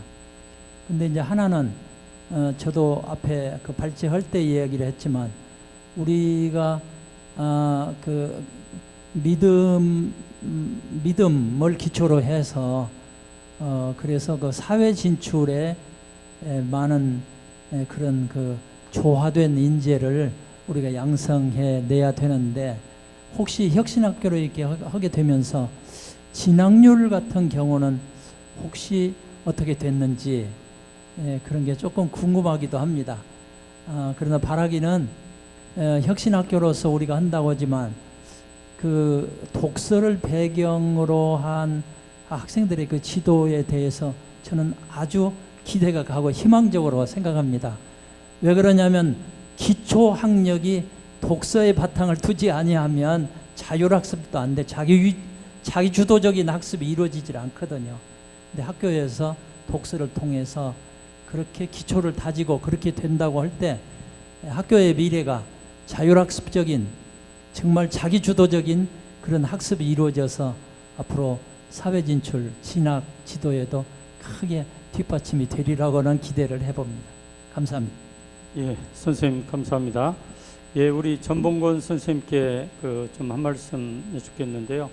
저희들이 이제 입학과 졸업을 하게 되는데 졸업 이후에도 무슨 이렇게 제자들하고 어떤 관계를 유지하고 또 그런 끈끈한 정을 나누고 계신지 궁금합니다. 뭐 그런 일이 있으신지 예, 한 말씀 부탁드립니다. 예, 제가 말씀을 드리겠습니다. 제가 신흥학교 모교에서 10년을 봉직하는 가운데 소위 3학년 담임, 졸업반 담임을 5번, 6번을 했습니다. 그 중에서 한 그 동기들 사실은 75회 졸업생들 가운데 3학년 7반 담임을 했었는데 그 친구들이 학교 다닐 때는 조금 저를 많이 괴롭혔어요. 3학년 때 제일 말썽도 많이 부렸고 또 힘들게도 했던 그 친구들이 졸업 이후에 75년 5월 어느 날 모처 그때 새내기 대학 1학년생들인데 그때 한번 만납시다 해서 연락해서 만난 것이 그때 한 30-40명 모여가지고 단합을 했던 기억이 나는데 그 다음부터 그러니까 지금까지 만 45년 46년째입니다. 한 해도 빠짐없이 지금까지 매년 5월 되면 소위 반창회를 하는데 아마 그런 모임을 계속 이어오는 그런 동기들은 별로 없을 거예요. 46년째 모이면서 그동안에 제가 그 제자들 결혼 주례도 많이 했는데 지금은 그 제자들의 아들들 주례를 계속 하다가 이제는 그것도 거의 끝나갑니다. 왜냐하면 그들이 벌써 60대 중반에 됐거든요. 지금까지 변함없이 매년 모이는데 아마 이 금년에 모일 때 그들이 이런 얘기를 했습니다. 내년 내후년에는 제가 80이 됩니다. 그때 80년 때는 다시 한번 또 크게 모이자. 그렇게 다시 모일 때는 우리 반들만이 아니라 그때 당시에 지도해 주셨던 3학년 담임선생님들 또 그때 당시에 간부 선생님들 가능한 한 모셔서 대접도 해가면서 옛날 회포를 푸는 그런 길을 가겠다, 그런 계획을 세우는데 죽을 때까지 평생 하겠다고 합니다. 제가 너무 자랑스럽고 그 친구들과 지금까지 이은 것이 나한테는 큰 복이고 감사하다, 그런 생각이 들어서 생각이 나서 말씀을 드렸습니다. 예, 감사합니다. 예, 오늘 신흥학교 개교 120주년을 맞이해서 개최한 교육 분야 심포지움에서 특별히 이렇게 발표해 주신 6분의 발표자 선생님들과 함께 시청해 주신 우리 신흥 동문 여러분께, 그리고 훌륭한 개혁을 해 주신 신흥학교 당국에 감사드리고요. 오늘 수고해 주신 모든 분들께 진심으로 감사드립니다.